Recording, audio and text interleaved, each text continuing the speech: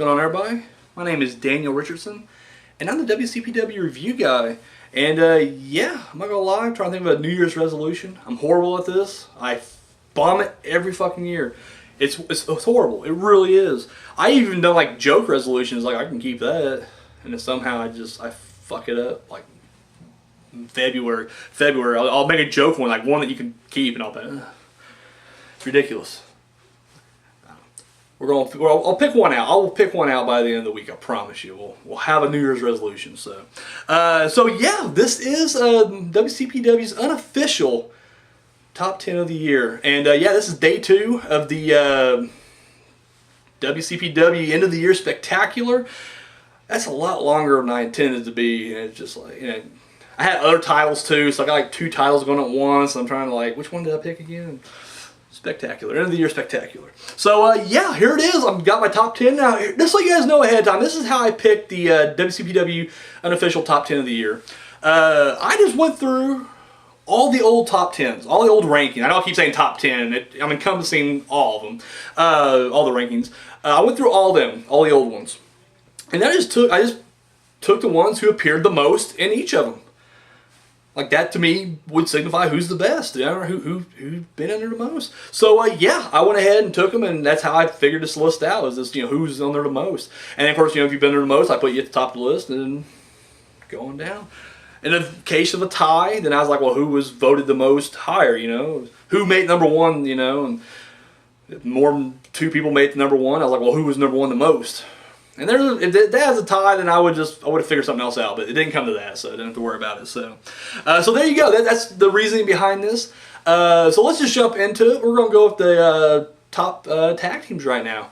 Now this was a relatively new ranking that came toward the end of the year, so it hasn't been around a whole lot. And yeah, when it first came out, actually I only did 3. The very first one was the top 3 tag teams. And then it would go to top 5, and now it's expanded to actually a top 10. So I decided, I don't want to just do a top 10 because like the VIP club would be in there. They were a jobber team that appeared on one episode of Reloaded and will never be seen again. So I was like, I can't do that. So I was like, I'm gonna narrow down to 5, top 5. The thing is, I can see people getting pissy about this already because like literally, and I'll explain as I get to certain ones. But you gotta remember when it first started out, like when they first announced, that's when I made my rankings. That's when I first separated the tag wrestlers from the singles competition thing. I threw them right into the tag division. Was when they first announced, and it was at Refuse to Lose, that there was going to be a tag tournament. Bret Hart's out there and he's got the tag house. I'm like, boom, there it is. The word's official. Now I'm doing tag rankings. But they don't have a tag match every week. So yeah, it's you just gotta kind of put them in there, and I put them in there in the order they appear. So like some wrestlers didn't even show up till like way later. Like Mustache Mountain didn't make their appearance till way later, and then they lost anyway. So they just picked up their first win recently. So spoiler alert, no Mustache Mountain in my top 5. I'm sorry. So yeah, let's just get into it then. Like I said, I can already feel some backlash, some heated comments down below. But just so you know, I've done this by the numbers. So top 5. WCPW tag teams of the year. At number 5, and this is where the bitching is going to start, Los Perspectiva. Here's the thing, guys, alright? Let's break the fourth wall. Let's break some kayfabe real quick, alright? Let's shoot. We know Prospect and Los Perspectiva are 2 different teams. Or, sorry, it's the same team. Sorry, fuck. They are the exact same, we know this. I know this. I think the person that doesn't know is Alex Shane. I think he was genuinely shocked when he found out. Other than that, though, like literally, I get it. So whenever Los Perspectiva would fight, I would, and even before they officially made them a tag division, like I just get the points to the alter egos, if you will.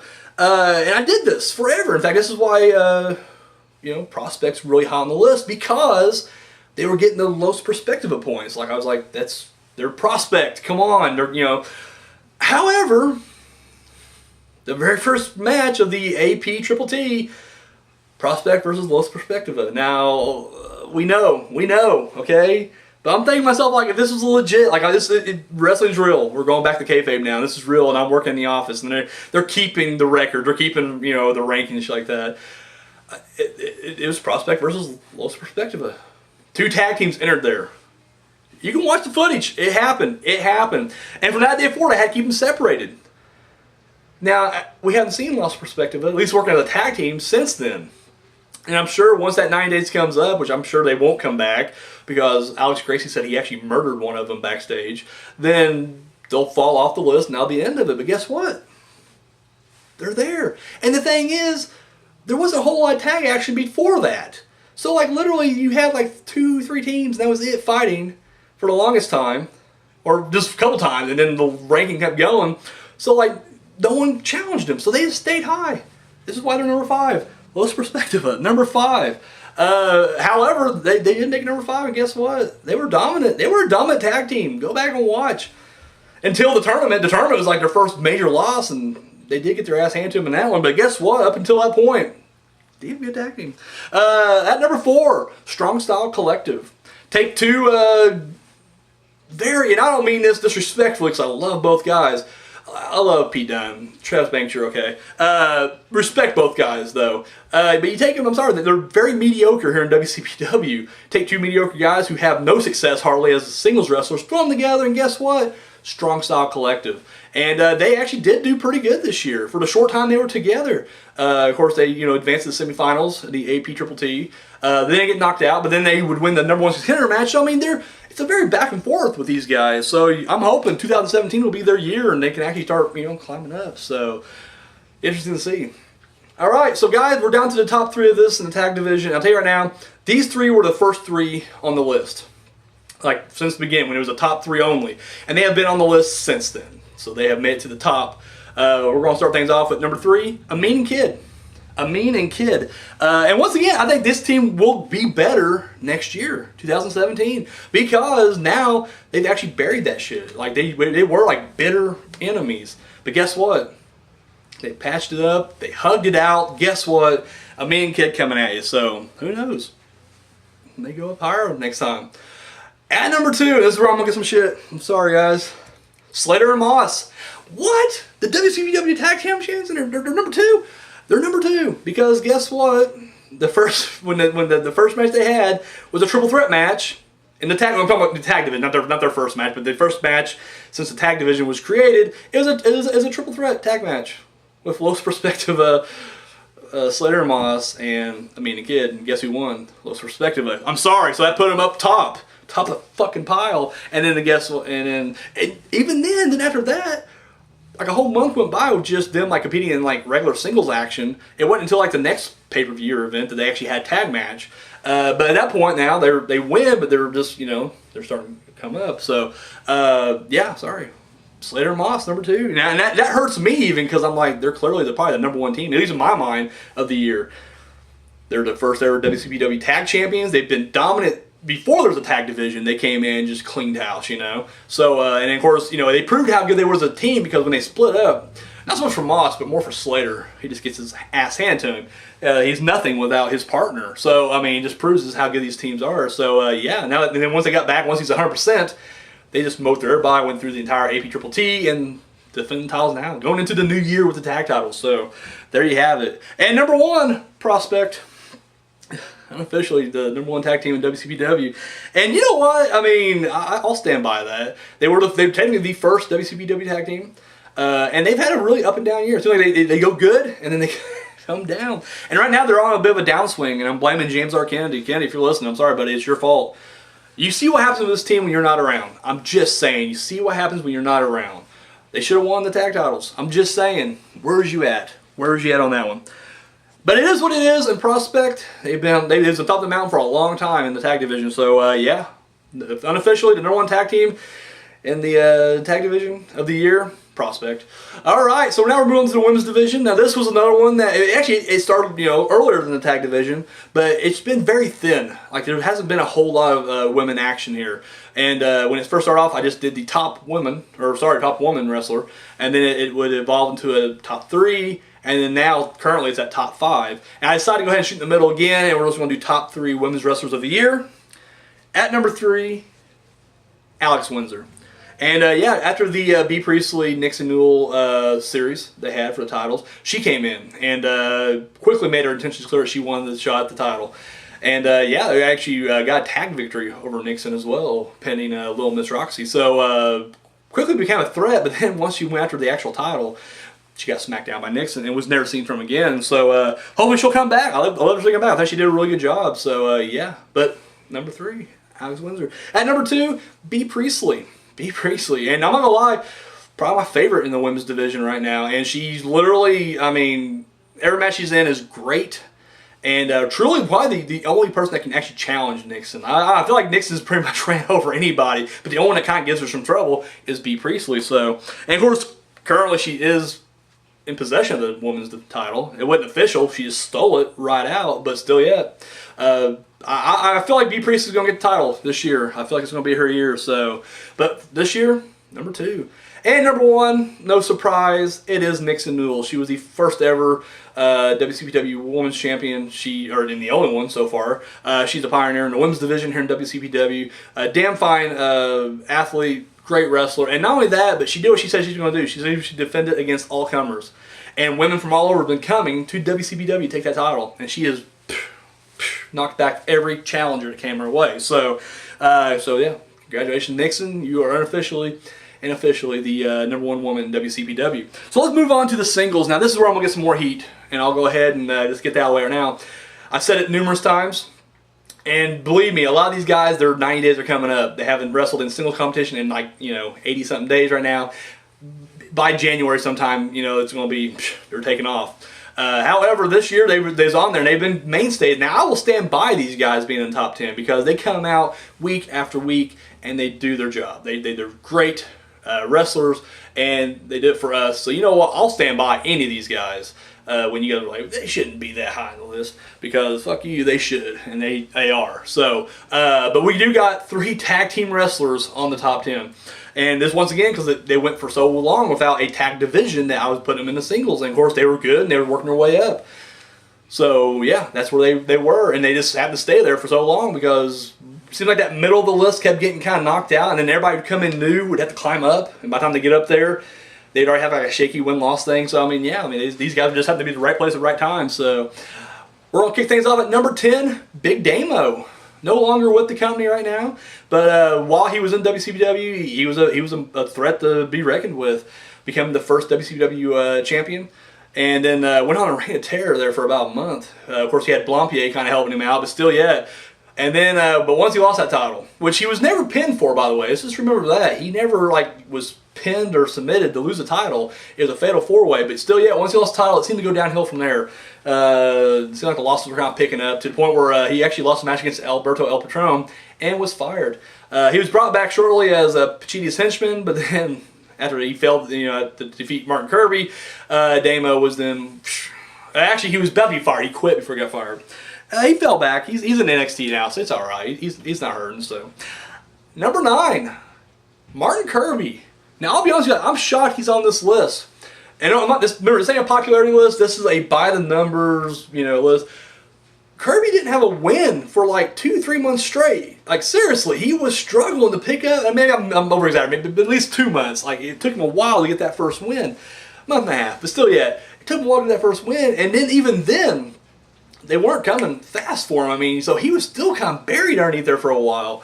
However, it was a success story, not just for him. Because once again, his rankings on our list every week really mirrored his popularity with the crowd. Because as he's getting more popular with the crowd and moving up in the rankings in WCPW, on this list, he was coming up. And then boom, got himself in the top 10, and then he became a regular fixture there. So Martin Kirby, and he had a great year.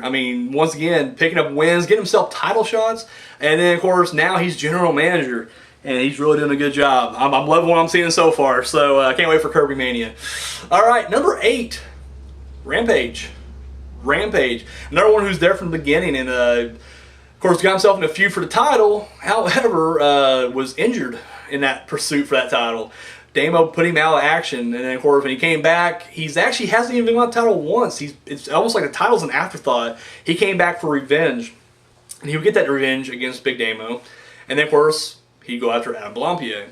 Then it seemed like once he got Blampier taken care of, he got another challenger in the form of James R. Kennedy. And of course, instead of fighting him one-on-one, Kennedy brought in the Primate. And he's currently locked in a best-of-7 feud there. So there you go. But number 8, Rampage. All right, let's get to these tag guys, shall we? At number 7, Johnny Moss. And this one's, I'll definitely stand by him because not only, you heard my talking about their tag teamwork, but dude, this guy by himself, he's a beast. I think he has 1 loss, maybe 2 losses to his record, tag or otherwise. But as a singles competitor, dude, he's just almost unstoppable. Yeah, just completely dominant, and once again worked his way up there and stuck in the side of that. So number 7, Johnny Moss. I'm gonna lump 5 and 6 together, and you'll know why. At number 6, Alex Gracie. At number 5, Lucas Archer, prospect, taking out the middle of this list right here. What can I say? I mean, you heard what I said about prospect earlier. I mean, they're a fixture, and dude, early on they were dominant. Let's not forget for a second. Let's go back to like Built to Destroy. They defeated Joseph Connors and Joe Hendry, a tag team, who go on to main event pay-per-views, who'd be the champion and top challenger respectively. And Prospect put them away. There was a time when Prospect was the top dog, and they were dominant. And like I said, though, they do this kind of weird seesaw thing. But it seems like they're on the downslope, no one's coming up, so they're okay. And once they're going up, everybody's coming up with them and everything, so they've hung in there. Now, once again, once these guys' 90 days run out, they haven't competed in a single match in 9 days, then they're off the list. And then if they do come back, they have to start at the bottom again. But for right now, 2016, it was their year, baby. And guess what? 5 and 6. These top 4 have been there since the beginning, which is more impressive than the tag team guys, because this has been, since June, these 4 guys have, kept their spots in the top 10, one way or another. Number 4, Joe Hendry. Hendry was the only one of these guys who never made number 1, which is why he's ranked 4th. Came in like a hot, ball of fire, super over the crowd. It seemed like once, and he, don't forget, this is the same guy, who, not only is he over the crowd, had, awesome intro videos and everything like that, but, he did win the, Kurt Angle Invitational Rumble. He won an elimination match. He was down 3-1. Like, he was fighting 3 other guys and then went through those 3 guys.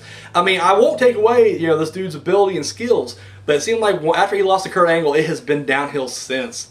He's had 3 different shots at the WCPW title.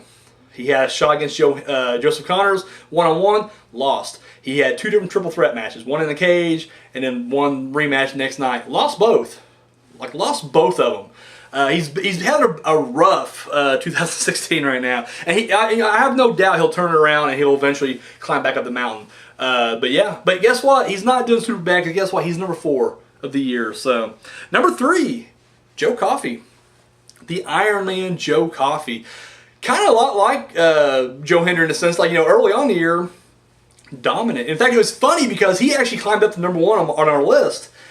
And I remember thinking, where's this fucking title shot? Like, this guy clearly earned one. And it was just funny because, the next week, he goes to Pacitti. He's like, hey, where's my title shot? You're giving all these outsiders title shots. And he got his title shot. And he could have won probably, but Primate did interfere early in the match. So, or early on before he even got in the match. So, it is what it is. But still, yeah. But it seems like since then, he's become on this, because, he lost to Moose, Minoru Suzuki. And of course, he's had some up and down success with the Coffeys, his brother Mark, in tag action, but he has lost the last 2 matches, so it's not looking super great for him. But I have no doubt that he's going to turn around 2017 as well. I predict right now he's going to get some gold. He's either going to win it with his brother, get some tag gold, or he's going to get that internet title, or he may even go for the big brass ring, go for that WCPW title. So Joe Coffey, number 3. Number 2, El Ligero. El Ligero, another one who just had a phenomenal year. And I know the internet title hasn't been around a lot, but guess what? While he was champion, that short time he was champion, dude, he was a hell of a champion.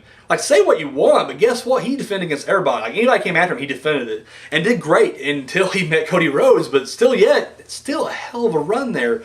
Another guy and also his win-loss record is just impeccable almost. It's just almost perfect. He's got few losses against him.